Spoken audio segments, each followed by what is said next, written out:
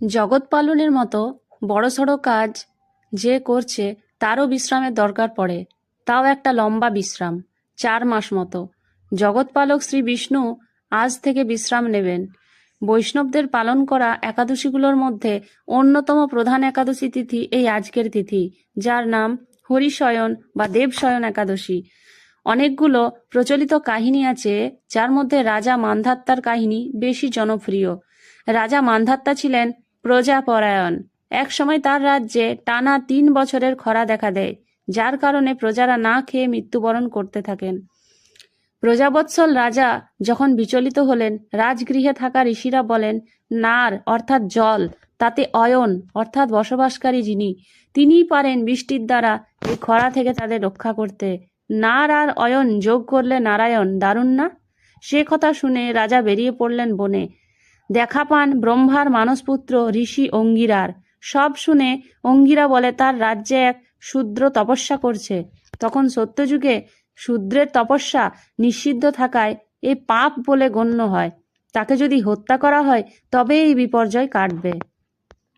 বড় অদ্ভুত! সাধনা করার অধিকার সকলের থাকা দরকার, কিন্তু এখানে এই ধরনের প্রথা দেখে আমার ব্যক্তিগতভাবে ভালো লাগে না। যাই হোক, গল্পকে গল্পের মতোই ভাবছি। রাজা নিজেও কিন্তু এ কাজে রাজি হন না। তখন ঋষি অঙ্গিরা রাজাকে এই শয়ন একাদশী পালনের নির্দেশ দেন। আষাঢ়ের শুক্লা একাদশীতে এই ব্রত পালন করে রাজার বিপর্যয় দূর হয়েছিল। এই 4 মাস ব্রত পালনকারীরা বিভিন্ন খাদ্য থেকে এড়িয়ে চলেন। শ্রাবণে যেমন শাক খান না, ভাদ্রে দই এড়িয়ে যান, আশ্বিনে দুধ আর কার্তিকে আমিষ ও মাসকলাই ডাল। শ্রাবণে শাক খাওয়া অনেকেই এড়িয়ে যান, কারণ বর্ষায় পোকা শাকের পাতায় ডিম পাড়ে, তাই শাক খাওয়া যায় না এই সময়। বাকিগুলোর ক্ষেত্রে শরীরের হজম ক্ষমতা নির্ভর করে। এই বর্ষাকালে আমাদের খাবার হজম হতে সময় লাগেই।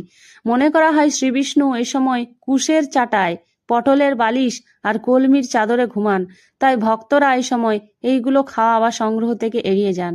ভাদ্রের অমাবস্যায় একটি মাত্র অমাবস্যা রয়েছে এই শয়নকালের মধ্যে, যেদিন কুশ সংগ্রহ করা যাবে ওইটাই কুশচয়নী অমাবস্যা, যেটা বাঙালি বেশি জানে কৈশী অমাবস্যা নামে। এই 4 মাস বিষ্ণু ঘুমালে শ্রাবণে বাবা, ভাদ্রে শ্রীকৃষ্ণ, গণপতি ও মা স্বয়ং পর্যায়ক্রমে ব্রহ্মাণ্ডের পালন করেন। তারপর বিষ্ণু আবার উঠে পড়বেন দেবোত্থান একাদশীতে, যা জগদ্ধাত্রী পূজার একাদশী। একদম সকলের যেন ডিউটি শিফট করা হয়েছে।